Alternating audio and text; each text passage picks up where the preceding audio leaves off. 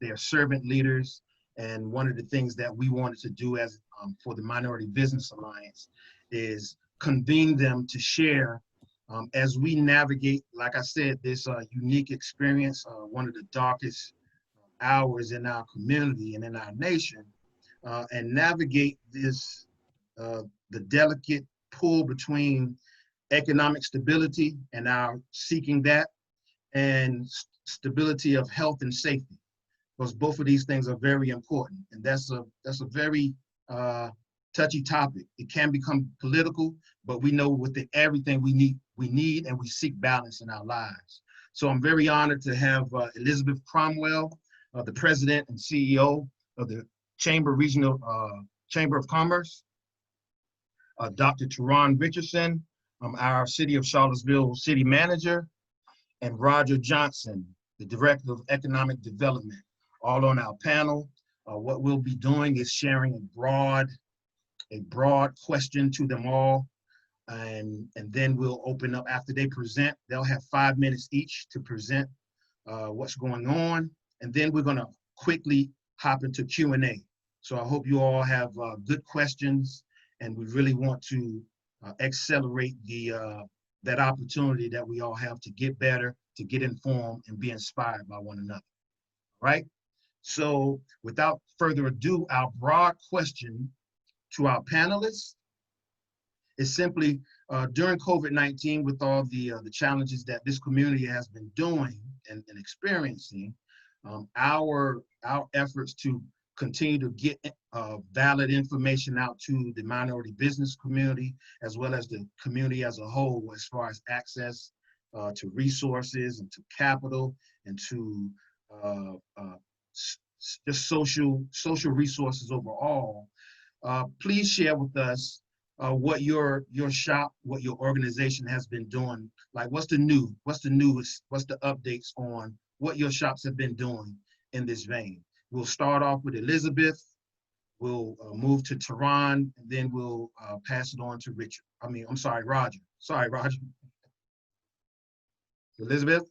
Yeah, great. Well, thank you so much, Quentin. And I didn't time myself, so you all are going to have to get the hook if I go on for too long. But I'm just thrilled to be here with all of you. And Quentin, Kay, and Alex, you all are doing a phenomenal job with this roundtable. And I have to say, don't hold me to this when I'm in other committee meetings and roundtables, but I think you all are really setting a pretty amazing standard for the chamber in terms of roundtables and action and really effective conversations. So I want to thank you for your leadership, and also to Andrea for being a really solid liaison between the chamber and this group. So thank you so much.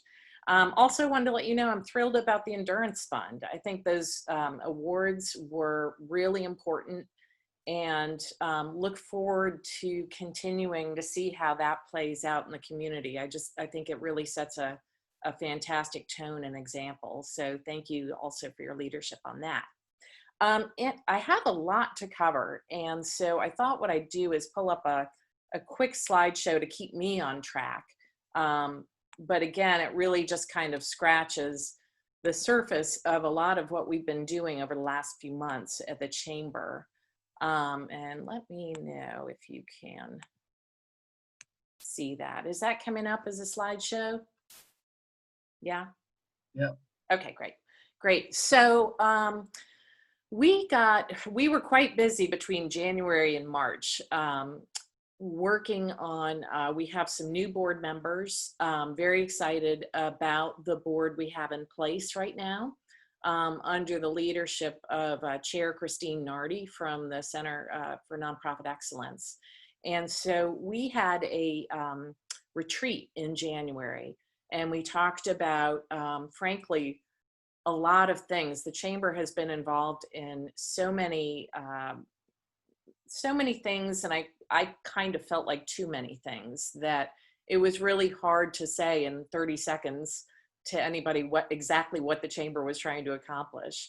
And one of the things that came out of that conversation is there was actually not a vision statement for the chamber. I don't know if there ever was one, but there hasn't been one for a very long time. And as we got discussing that, the board did adopt a vision statement for a thriving regional economy. It's short, it's to the point. We hope it's inclusive. We want this to be a thriving community where there's opportunity and a chance for businesses of all sizes to succeed. So this was adopted in March. The Chamber also changed their mission statement, our mission statement, I should say, but the board voted on this as well in March. And again, it's really simplifying what we're doing. We're advocating, convening, and engaging to strengthen business in the greater Charlottesville region. We're trying to be very clear and very direct about what we're trying to accomplish. So this happened in March. And then 3 overarching strategic goals were also determined. And these 3 strategic goals are going to kind of be the basis of the Chamber's work for the next several years. Hang on here. So those 3 goals, are strategies, are to, number 1, develop a best-in-class chamber. What that means is that there are organizations across the country that have already done a lot of homework in establishing best practices, what really constitutes excellence and how we serve our community in a lot of different areas. The Association of Chamber of Commerce Executives awards the Chamber of the Year nationally for chambers of different sizes, and there's a lot of very clear criteria about what you're being judged on. And so we are going to try to focus on becoming a best-in-class chamber, not necessarily applying for Chamber of the Year, but that's a lot of internal work that we need to do as an organization. The second area that our board would really like us to focus on is advocacy and public policy.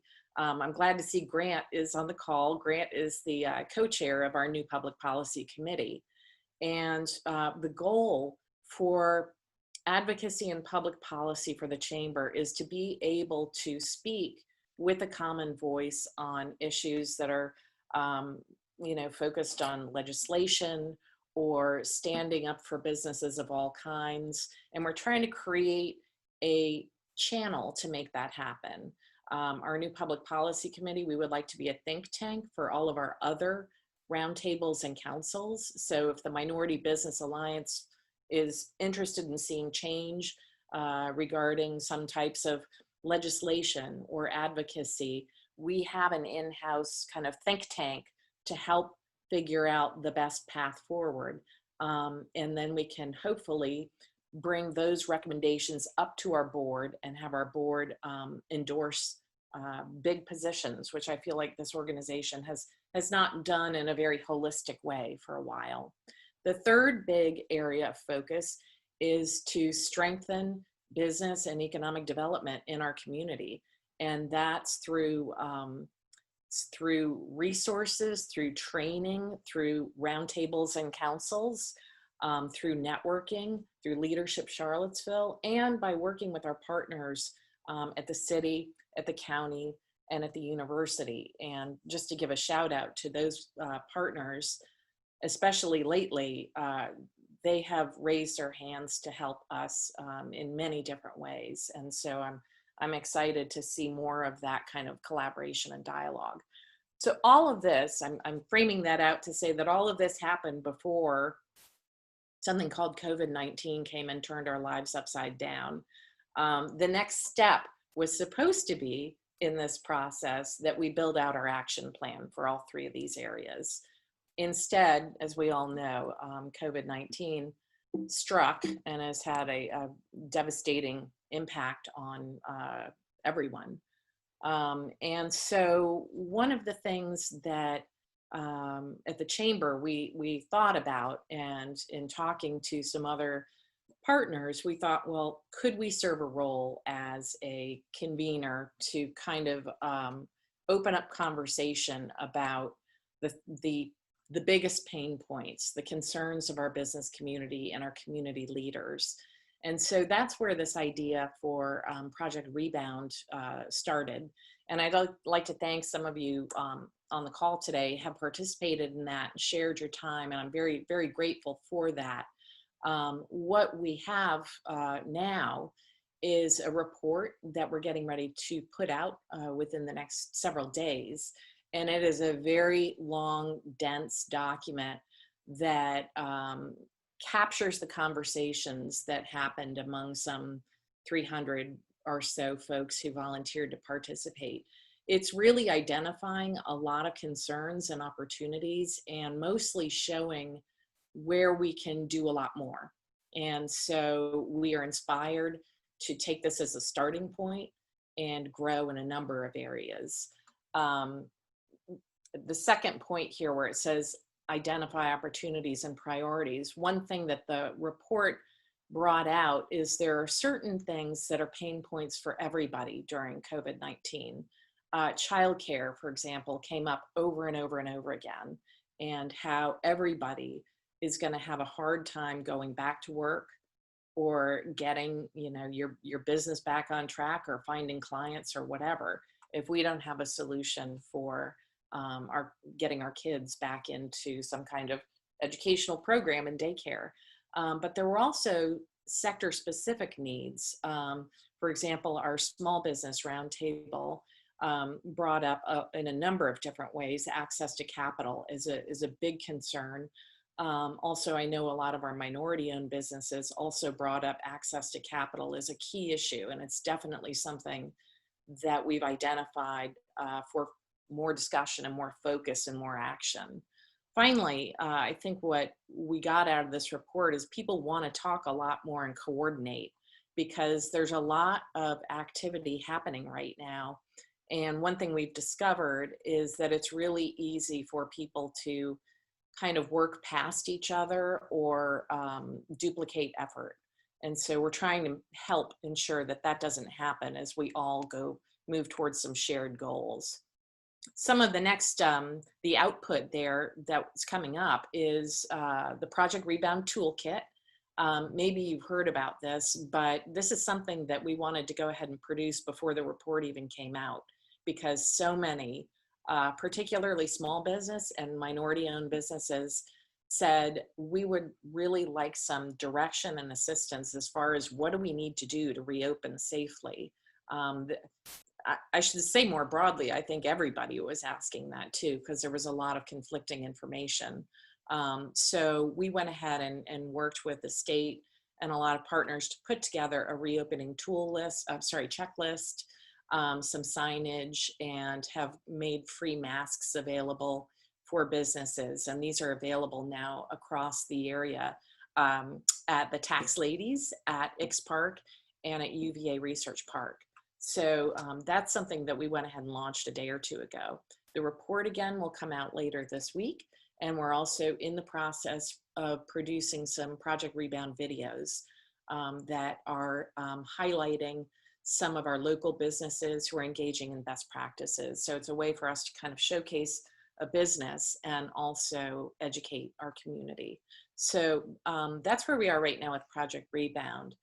For the Chamber, and sorry, I'm probably over time. For the Chamber, I think what we have next on our agenda is our board of directors very recently voted to establish an equity council of the Chamber board. This equity council will be more fleshed out at the July board meeting of the Chamber. They have indicated that they would like to work with the advisement of the Minority Business Alliance to help our Chamber board use this group as kind of a lens for DEI throughout the Chamber board's efforts. And so that's still, there's a lot to be fleshed out, but we're excited for the creation. There's only two committees of the board, governance and finance, and this will be the third. Also more roundtables. We'll build out the chamber strategic plan as we've been planning, and we'll continue identifying needs. And I think I probably went way over time, I'm sorry. But those are the things that we've been working on at the chamber. Great. Well, thank you, Elizabeth. In retrospect, not too bad, not too shabby, maybe 2 minutes over. So that was a lot of information. So okay. Thank you. I'm impressed. I'm impressed. I'm looking forward for the next presenters to impress us even more. But thank you so much for sharing that information. Thank you. And of course, anyone that wants to know any more information about Project Rebound, please go to the Chamber's website. It really needs more of our voices to get involved with it even more, in addition to the people that initially engaged. So plenty of opportunity. Just before I pass the baton to Dr. Richardson, I wanted to share with the group something that I was remiss before going into the presentations, was some of the work that Minority Business Alliance has been doing in response to COVID-19. And Elizabeth alluded to it earlier when she first started, and that's the Endurance Fund. We as an executive committee, myself, Kay Monroe, our vice chair, and our vice chair of finance, Alex Erpy, along with our liaison and glue that holds it all together, Andrea Copeland with SET, we decided that it's time for us to invest in our members as they've invested in us as becoming members of the chamber. And with our pursuit of always looking for ways to create value, we decided to tap into our own little small, teeny pot of funds to provide grants to minority business owners that's within our alliance. So I just wanted to pass that on and give Kay Monroe, our vice chair, an opportunity to briefly just talk about the Endurance Fund. Hello, everybody. Just a quick update, just to let you guys know how wonderfully refreshing it was to not just talk about something we wanted to do, but to formulate an action, a very pragmatic response after hearing from individuals in our first group about resilience and the conversation concern people had in not accessing all that money that was made available for those PP3 loans, et cetera. And knowing that we were not going to be able to convene due to COVID like we did last year at our annual event. And we found that we had been stewarding some funds. It was a great opportunity to exercise that and to actually be a part of creating that opportunity to create resiliency among our business members. It was absolutely wonderful. We're pleased to be able to support our community like that. And we certainly hope that we'll be able to continue to do so as we move forward, and just know we are thinking that way. So we believe some great opportunities will come. If there's any interest among your peers or people to want to support that, please have them contact us, Quentin, Andrea, or Alex, so we can talk more about what that might look like. And we thank you for your support. Thank you, Kay. I appreciate you sharing. And another piece of good news, in addition to that update, is that we're working with the chamber. We'll be actually adding a sponsorship / donate button to our chamber page, the Minority Business Alliance page. So be on the lookout for that. That is in process right now. So without further ado, I'd like to pass the baton on to our illustrious presenter, Dr. Tarron Richardson, to let us know what's going on with the city. I appreciate it. You know, as always, there's a lot going on in the city. We have so many challenges right now in terms of being able to continue to operate within this current environment that we're in, dealing with COVID. But the main thing that we continue to do is to work with due diligence to ensure the safety and well-being of our residents, as well as our employees, as we continue to move forward. But our main goal is to ensure that everyone is safe and healthy. I want to, before I get started, is to basically just give a great thanks and appreciation to our economic development team, especially our director, Chris Engel, and I know Holly Lee, she's on the line with us, as well as Zoe Smith and Jason Ness, because this is all a collective effort for us to be able to continue to move forward in our current environment. But I do want to talk about the different things that we're doing within the community in terms of economic development and then supporting our businesses, especially our minority businesses in the community. So I want to begin by starting out with our business development part. What we've done is basically we've created different grants. As you can see, this one is the Building Resiliency among Charlottesville Entrepreneurs, which is a BRACE program. We got a number of applicants to apply for this particular grant, but so far we were able to award 69 applicants with funding through this grant. And as you can see, the average is a pretty good amount, $1,200. The Modified Business Equity Fund Resiliency Loan, as you can see there, this is a low interest loan that goes up to about 3%. And we can provide loans up to about $5,000. And right now, we're at the point where we've been able to provide 11 of the 15 applicants with a significant amount of money in terms of this award. So, on average, these businesses got $5,000. We were able to provide that. And here are some of the folks that have benefited from our BRACE and our BEF grants. I just wanted to showcase some of those individuals in our community that are doing a great job. We also have the Business Recovery Fund, which is basically a microloan. We were able to work in collaboration with the county, as well as with the private sector, to create this $600,000 fund. This is another low interest loan, which you can get loans up to about $10,000. And so far, as you can see, we had a lot of interest in this fund. And so far, we've gotten around 54 closed loans to date. We're in the second round and we continue to move forward with that. And we want to continue doing a good job with this program. And as I tell people all the time, this is a program where the additional funds, we will have additional funds once those loans are starting to be repaid. The Go Higher program, as you can imagine, we want to focus more on retaining and the rehiring of employees, because as you know, a lot of folks lost jobs during this pandemic. So far, as mentioned, we got a lot of interest in this program.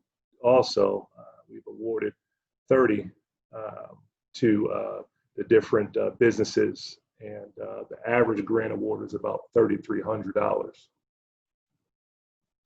Some of our series that we work on in partnership with Albemarle County, and I'm sure that may be brought up shortly when our folks from Albemarle begin their discussion.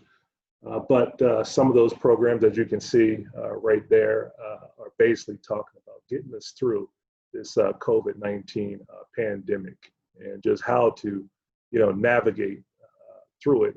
And then what are we doing when we go start back our businesses? Our workforce development piece, as you can see, we have our downtown job center. And we continue to do a great job there in terms of being able to provide job opportunities for folks in our community and to be able to prepare them for it.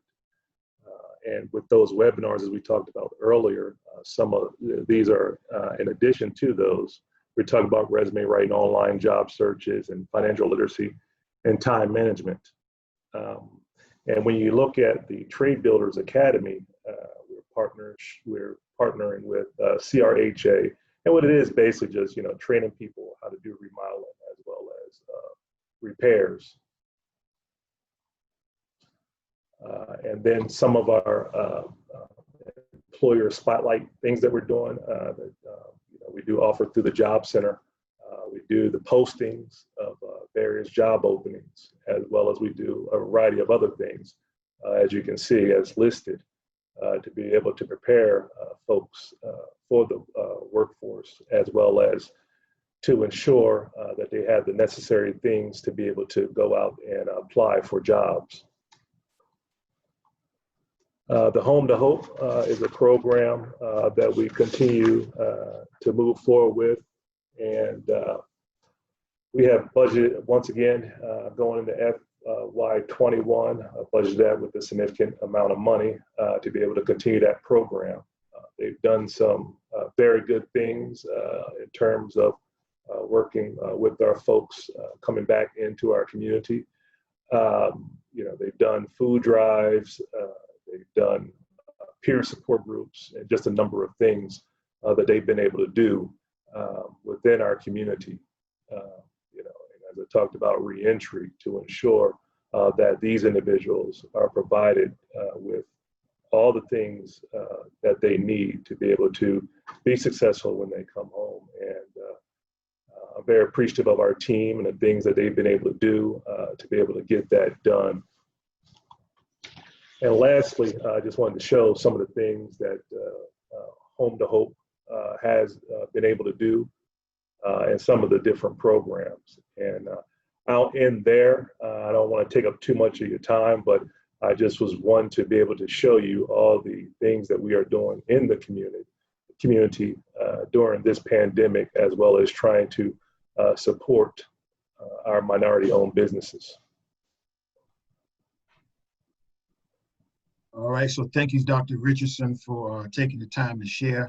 I think it's just so very important to give people the opportunity to share, because sometimes the community doesn't realize how much is going on and how much is being, how many opportunities may be out there.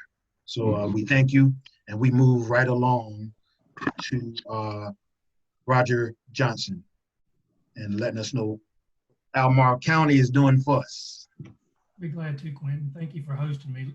Before I get started into the details of what the county is doing, I'd just like to acknowledge what's going on in the world and the protest against social injustice. So silence can be misconstrued, and I just want to let everyone know that I personally condemn hatred and injustice of any kind. About 2 years ago, we at Albemarle County created a strategic plan called Project Enable. Project Enable went through a series of community engagement activities, and born out of that was a focus on primary business. And that's a term not everybody knows. Primary business is a business that produces a good or service locally, sells it outside the area, bringing wealth back into our community. Unlike the city, the county did not focus on a full service economic development suites where you have folks like Holly and others, and Jason who helps with the downtown, or Holly who helps with the workforce. We chose to go a different route. We had partners in the CIC and the Small Business Development Center who focused on that. We gave our primary services to the existing businesses that were primary or traded sector. And then COVID happened. And we decided that our small business community was no longer in great shape. The landscape had changed. So we went back to our board, presented a business continuity strategy that said we wanted to help all of our existing businesses. And it really had three primary strategic initiatives. One was to defer taxes and expenses for existing businesses as long as possible. The county changed the tax deadlines. Number two was be a catalyst and a central resource, as well as access to capital for all of our existing businesses. And number three was to educate the community on what was available to them. So we launched a business resource guide. You've heard about Project Rebound, the business resiliency training. You've heard about some of those other partnerships that we have with both the chamber and the city. So I won't regurgitate those, but I will say that our new strategy created a microloan program in concert with the city. And you saw the numbers of what that looked like. It was administered by the CIC, and there was also some philanthropic funding from the private sector that helped grow that fund. In addition to the educational resource, the educational resiliency classes that David Deaton taught, and I see he's on here today, we created a business resource guide, and we send that out regularly and update that regularly to talk about what not only the county has to offer small businesses, but as well what other philanthropic and or federal and state resources are available. We update that and push it out on a regular basis. So we have an existing grant program now. We're also partner with Holly occasionally on the Go Hire programs as well. This is a little speculative, but I want this group of folks to know that each county and municipality received CARES relief funding. And in that funding, it allows for municipalities to cover costs associated with COVID recovery and or programs that were created as a result of COVID, to include existing business programs and business grant programs. If you look around the state of Virginia, you'll see there are quite a few counties and cities that have created business grant programs, some for profit, some for nonprofit, some for different sectors of the economy. I'll let the city speak for themselves on where they are on that particular issue, but I will say the county is pursuing or plans to go to the board with some suggestions for how to use those COVID relief funds to include the creation of a business relief grant for existing businesses in the county. If approved, it would focus on hospitality and tourism, as well as minority and women-owned businesses. So that's in the pipeline. That hopefully goes before our board on July the 15th, assuming things progress as planned. And hopefully we'll be able to share more details about that in the coming future. So we're trying to provide access to capital to help our existing businesses survive this pandemic, in hopes that when we get to the other side of the new normal, all the things that make Charlottesville great will continue to be in existence and make for a quality place for all to live. So Quentin, that's my comments, and I'll be glad to hang on and answer any questions that may arise. Roger, thank you so very much. Very impressive. You still had a minute or so left, so I think you beat Tarron out, man. So Tarron, hey. But thank you so very much for sharing the information. And we want to move right into a Q&A. I would ask Alex, are there any questions that you fielded thus far? No, we have not fielded questions so far, but feel free to go ahead and I would encourage everyone, if you have any questions, put them into the chat box and we'll be reading them out. So feel free to go ahead and begin doing that if you have any questions. You can also mark if you want us to ask the question specifically to one of the panelists. Well, I'll take it. Thanks, Alex. And while you guys are submitting a question in the chat box, I'll take advantage of being the facilitator and toss out another question. Well, actually, we just have one that comes up, so I'll revert to those questions instead of me posing mine. Okay, so our first question is from Barbara. She asks, where is the discussion and action in terms of technology, infrastructure, and access? And any of our panelists, you can hop in as you see fit. I actually have a draft of the Project Rebound report, and I'll take a look at our technology and infrastructure section real quick if anybody else wants to chat. But there was definitely a pretty robust discussion around the need for more accessible broadband. That was a huge issue that came up pretty across the board. So we have identified that as a priority action in Project Rebound report. That's obviously not an answer to your question, but it is a recognition that it's a significant factor for a lot of people. I don't know if anyone else wanted to add to that. There's an acknowledgement that the county has sparse coverage in certain areas of our community, and the digital divide became more evident as a result of COVID. I do know that we have 2 members of our staff who sit on the ABBA board, which is the local broadband authority. They are advocating for universal health care. They are currently investigating whether or not the CARES relief funding can be utilized for broadband, and if so, in what capacity. I will say that one of the difficulties of using CARES relief fund is all the funds have to be expended by the end of this particular year. And it's very difficult to go through a process for a hiring and engineering and construction associated with creating broadband in some of those rural areas. There's just all I can say now, there's a heightened awareness to that particular activity. And from an economic development perspective, there's a renowned developer named Richard Florida, and he speaks to how COVID will change the way economic development agencies work in the world. Primarily, we often try to help existing businesses survive as well as recruit new businesses for new investment. There's many folks like Richard Florida who are saying the new world economy will be technology-based and remote worker-based. And so it's very important that you have existing infrastructure in your community in order to recruit the types of talent that can work from home and support businesses around the world. I think you'll see an increased emphasis on broadband in our particular community, and that's really all I can add at this particular juncture.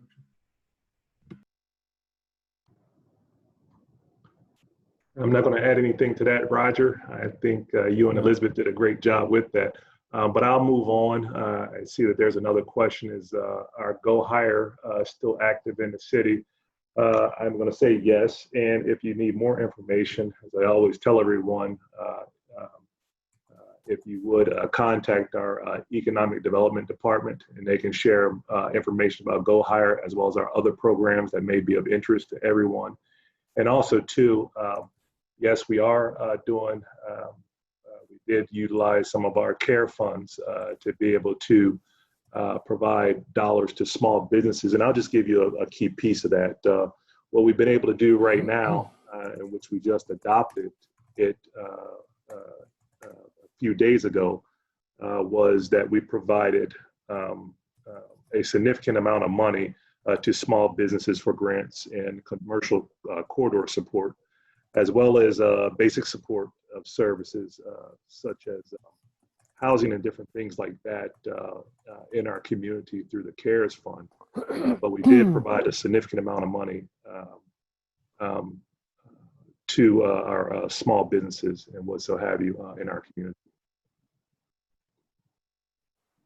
Thank you. So we have another question. We have a question from Mr. Burris, and he had 2 separate ones, but I'll combine them because I know Dr. Richardson and Roger, you could probably both answer for the city and the county. He wants to know, are the city and county keeping track of which racial groups are applying and or receiving loans or grants?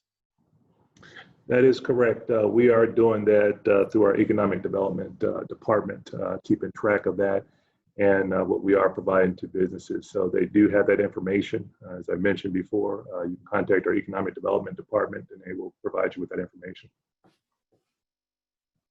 County doesn't directly track that information. That we have a third-party group, the Community Investment Collaborative, that manages our loans and grant applications, and the Community Investment Collaborative tracks that particular information. Okay, we have an anonymous question. Will veterans be included in the grant programs that we've been referred to here coming forward as the preferred recipients, similar to minority business owners?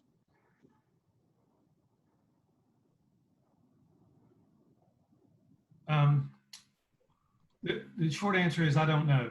We have We have intentions of including that in our particular grant program for minority and women-owned businesses, as well as veterans, as well as those in the hospitality, retail, and lounge and trade associations. So I can't give you a definitive answer to that. I think what you'll have to pay attention to is what happens on July 1st, where the council, the Board of Supervisors will hear for the first time what staff's recommendation is on the split of the funds. The county received a little over $9.5 million funds. And if there's a funding available to support veterans, it will be part of the program, and we would like for it to be.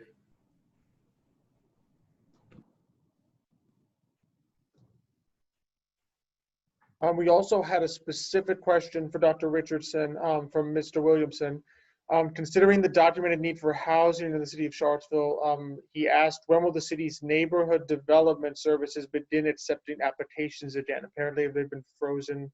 Submittals were frozen for the last 90 days. Yes, thank you. We are working through that as we speak. As I talked about before, prior to me going into my presentation, is that our main goal was to ensure the safety of our employees, as well as to the folks who are doing business with the city. We are going to start the phase-in program in terms of bringing our employees back next month, but it's going to be a phase-in program. And many of our workers will continue to telework. And the phased-in approach is to ensure that we don't start too fast and bring people back too fast, and we have a issue here in terms of, an infection, which would, push us back. And we don't want to do that. We want to make sure that we are, providing a safe work environment for our employees, as well as for those who come to do business here. So it'll be a phased-in approach, and we're looking at different options to be able to move forward with all of our processes in NDS. Thank you. So Mr. Grant Tate asks, what are any regulatory issues in terms of getting broadband to the city and the county? I think he's specifically looking, do we need, as people living in the city or the county, to put any pressure at the state or the national level in terms of helping get that resolved? Grant, I'm sorry, I don't feel like I'm well enough wrote in the broadband to answer the questions as to the state and federal regulatory hurdles. I pledge to follow up with the folks who do serve on ABBA, and I'll send that information to Quentin.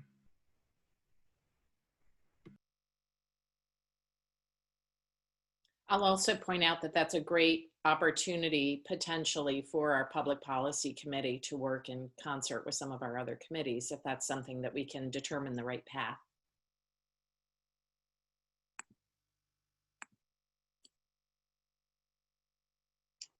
All right, our next question comes from Libby Edwards-Alva. And if you know Libby, you know she asks tough questions. So she wants to know, because you discussed, Mr. Johnson, that obviously the county had a very different approach, than the city in the past in terms of focusing on primary business. So she wants to know, when will you evaluate your approach and become more proactive as it comes to minority businesses? Because it seems that, in her view, that the county tends to be 10 steps behind the city in terms of that particular topic. Interesting viewpoint, Libby. I will say that we launched our program for the grant program at the same time the city did. I will admit that the county does have internal processes that we go through that may be different than the cities. To exemplify, we use a program called Granicus, and Granicus is the internal work management system where we put information in, where our legal department reviews it, where our finance department approves it for making sure the funds are available, where the county executive office reviews it for consistency with our strategic plan. And then there is a posting requirement that we adhere to put out for the public to absorb. To exemplify, we started at the same time the city of Charlottesville did. The earliest we could get on the board's agenda was July 1 due to those internal processes. Although we're not going to the board on July the 1st, we're going on July the 15th. And the rationale for that is that our county executive office wanted to talk to the board about how they would like to use that $9.5 million and then align the funding appropriately with the board's direction. It's just a different internal process in terms of proactively looking at those items. Actually worked in concert with Chris and the city on our programs. We've been in lockstep about what we were going to focus on and how we were going to focus on those things to include minority and women-owned businesses. The city just moved faster than the county did in that regard. And I actually asked a follow-up on that for myself, because I know that you mentioned in your presentation that there had been a focus on primary business, so businesses that were producing things here in the county, but then bringing funds, wealth into the county from outside. And then it switched in COVID. You went back to the board, and there was more of a focus on all the businesses. Is that going to continue to be in place after the pandemic has waned? Not that there will be an official end of the pandemic, but will that be a focus going forward, or is that COVID specific? Well, for now it's COVID specific. I will say that we have no clear understanding of what the new normal is going to look like post-pandemic. So, I hate to tell you, I don't know, but that's the answer to this particular time. We have to wait until we know what the new normal looks like on the other side to best fit our programs and policies with the conditions that we inherit at the end of this program. The short answer is I don't know. Thank you. The last question that we have so far, and you can feel free to keep putting in more. I know that I think my understanding is, even though the technical time ends at 1 o'clock for this meeting, we can feel free to remain further if you have further questions. So the last question, Mr. Burris was just asking a follow-up, because I know the Community Investment Collaborative on the county side is the one who collects data in terms of whether the recipients of the grants and loans are from socially disadvantaged groups. How often does the county get a report on that from that third party? Stephen comes to it's not actually the county. Again, I know it's a little nuanced, but the Economic Development Authority actually funds the Community Investment Collaborative. Stephen comes and gives an annual report to the Economic Development Authority on that information, as well as a lot of other information. Thank you. That's all the questions we currently have on our list. I don't know, Quentin, if you had one you were about to go with before we started on the chats. Well, thank you, Alex. Yeah, I think I do. And with all the work that's being done, I think it's still is crystal clear that we all have a tremendous amount of room for improvement, and that I think we're just at the time that our environment, the social environment, the economic environment, presents this as an opportunity, but there has to be a culture change along with it as well. And that comes from the leaders of the organization. So we have to be careful. One thing I've learned just getting more involved is that sometimes process and procedures can actually water down a noble goal.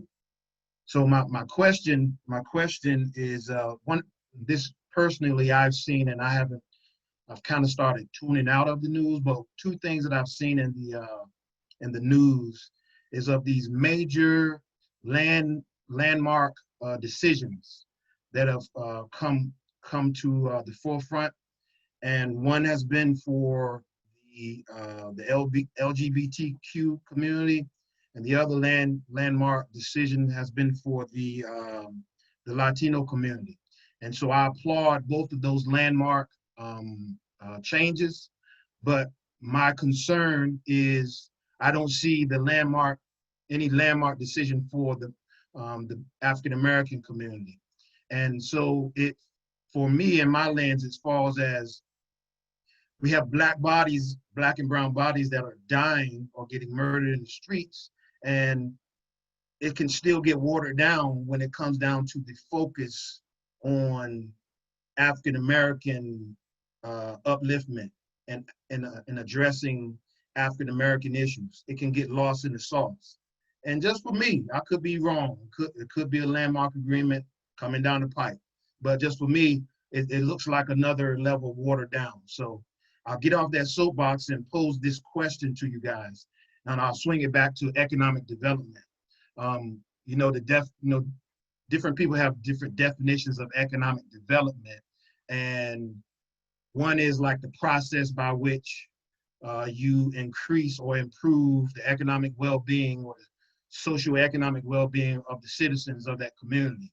And in that process, there are goals and strategies directly connected to whatever that group is that you. So my question is, do you all have? Can anyone put their finger on in their organization a targeted strategy or goal that specifically speaks to economic development for the African American community? And if you don't, that's fine. This is not the round to beat you up on, but just we have to be honest about it and pursue that goal. I can jump in first. I know Roger's the economic development professional, and I'm not at all. Real quick, I don't mean to cut you off, but I know Dr. Tarron has to go to another meeting, so I don't know if he wanted to address that first and then bounce. Oh, sorry, I thought he left already. Oh, he sorry, is Tarron, go ahead. He might still be on. Is he gone? Dr. Richardson? Okay. He's still there. Okay. Dr. Richardson? Okay. Yeah, he might be gone. Okay. All right. Sorry about that, Elizabeth.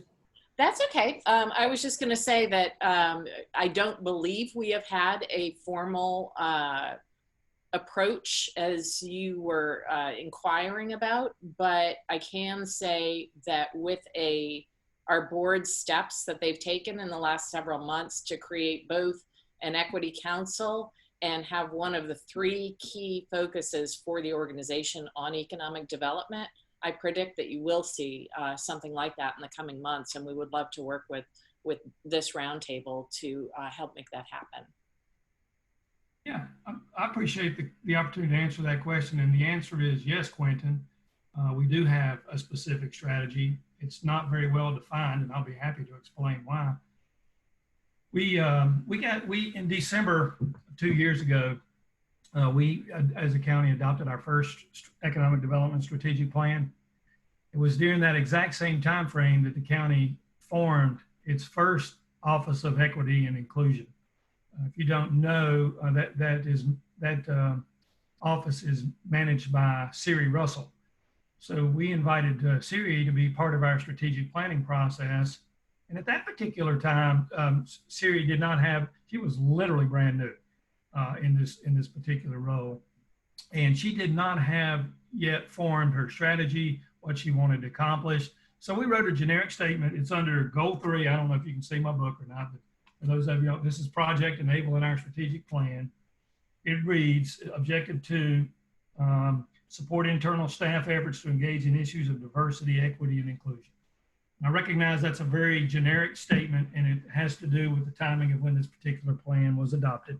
I will let you know that Siri has been and continues to provide good counsel to our Economic Development Office and data, and you'll see that data on July the 15th as it relates to objectively why we are providing or recommending that the county provide weighting to minority and women-owned businesses, because there's specific data that shows they have been granted less access to capital. Thank you for sharing, Roger. We thank you all for sharing. I appreciate it. We are at 4 minutes past, or 5 minutes past 1. I think it's been a very informative session. If we don't have any other questions pressing, because many of us have 1 o'clock meetings as well. We will adjourn. So thank you so very much for all of you who have attended. Many of you, we look forward to working with you. I know that our paths will cross, and your intentions will be intersecting with the mission and the vision for the Minority Business Alliance. So we bid you all a very good day, a very productive day, a very productive week. Thank you all so very much. Have a good one. Thank you.